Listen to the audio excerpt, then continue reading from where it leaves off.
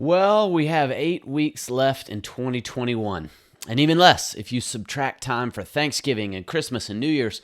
So, what do you need to do before then to get ready for 2022? Well, let's build a checklist together. Good morning, everybody. Thomas Joyner with Business on Purpose here. Real quick, if you have not already, go to boproadmap.com/healthy and take our healthy business assessment. If you're curious at all about how well your business is running, what your team looks like, it takes about 10 minutes and it will let you know your score immediately. Again, that's boproadmap.com/healthy, our healthy business assessment. It's awesome. Tons and tons of businesses are getting clarity about where their business stands today. So go take that real quick, and we'd love to talk to you about your results. So it's November. I cannot believe that it is already November. It feels like summer just finished, and now it's this full-on sprint to the end of the year. And so what do you need to do between today, and between the end of 2021 to make sure your business is ready to take on the new year? How do you proactively dive in and make sure that you're intentional about 2022 being the most chaos-free year yet? Well, it starts with hitting on 3 areas of your business and your life. I'm going to take you through 3 workshop days over the next 3 weeks that you need to take for yourself before the end of the year to ensure that your business is ready for everything 2022 will throw at you.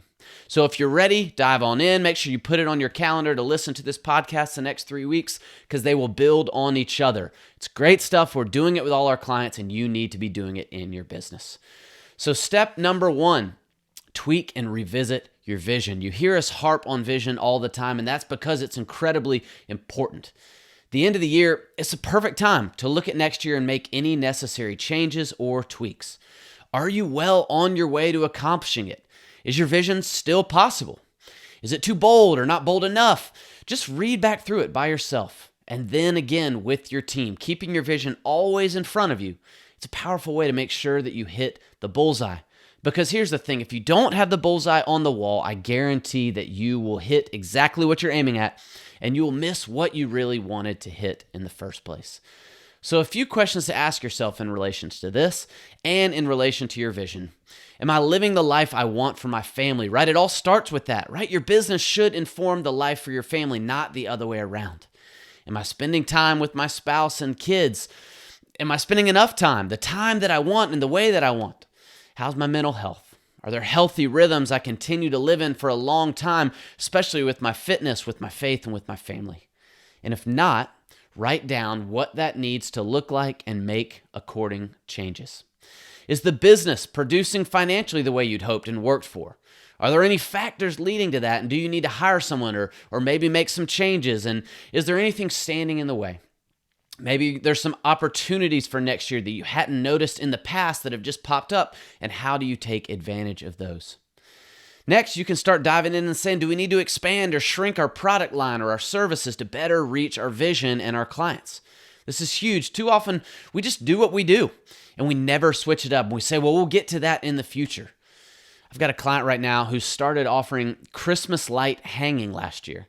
As they noticed that their cash flow was kind of dropped and it dived down, their guys really needed some work. And in December and January, it helped them really stay focused on their financial goal. And so they put out a flyer and they talked to all their clients to say, hey, can we help you hang lights? We'll provide the lights. And it's given them a huge boost at the end of the year and the beginning of the year to stay focused on their financial goal for their business and really serve a unique need in their community. It's awesome. Last question you need to ask here is, how is our culture? Is there anything incongruent between who we say we are and who we actually are? Is there anything we need to do differently? Maybe we need to recommit to team meetings, to do some staff development days, workshops, maybe just play together outside of work. Does anybody deserve a premature raise? So often we wait until employees ask, right? But what if we went on the offensive and we decided that to keep the people we want on the bus, on our team, we may have to give them raises before they ask for them to show that we value them. Man, what a way to build a positive culture of appreciation. That's the way to do it. So lastly, write your team a letter to celebrate. Let me say that again. Write your team a letter to celebrate. Too often, we just don't take the time to celebrate. No, we go and we push and we push and we push. We accomplish goals and we just send out the next goals. And notice I said, we accomplish. This is a team. Give credit where credit's due. Don't blow smoke at your team, right? Just making stuff up. They'll see right through that, but tell them how grateful you are for them and the work that they've put in hour after hour, week after week, day after day, all over the course of this past year. Tell them where you were this time last year and everything that you've accomplished as a team. Acknowledge the hard things and shed light on the areas of growth. Your team wants to feel like they're on a moving train, so tell them where you're headed next, but do it in the context of gratitude for all the hard work of the past year. That builds culture. That pushes them to want to stay in your business versus just looking somewhere else because everyone else is hiring. They might be able to get $1 or $2 more an hour somewhere else, but feeling appreciated and valued keeps them. It's their stickiness factor, keeps them in your business wanting to work with and for you. Guys, make sure you put it in writing. Tell them to hold on to that letter. Put it in their desk. That way, every time they get discouraged, they can read where you've been. They can see where you're going, and they can get excited about the direction that they're running. Celebrate, celebrate, celebrate. Don't just keep pushing. No, take a deep breath. Have everyone press pause and celebrate. All right, that is step 1 to do this week. Do it. Put it on your calendar and make time for that, revisiting the vision and writing down your letter. I'll have step 2 for you next week, but make sure you go back. Pull that old vision story out. If you don't have one, then just write it and let's get it set down. Get it written down so that we can run after it so your team can get organized and know where you're headed. Don't wait. I promise you, if you wait till January, it will get lost in the shuffle of the holidays and the new year will hit and you will be behind. So get it started today. Write it down. Let your team know how you feel about them.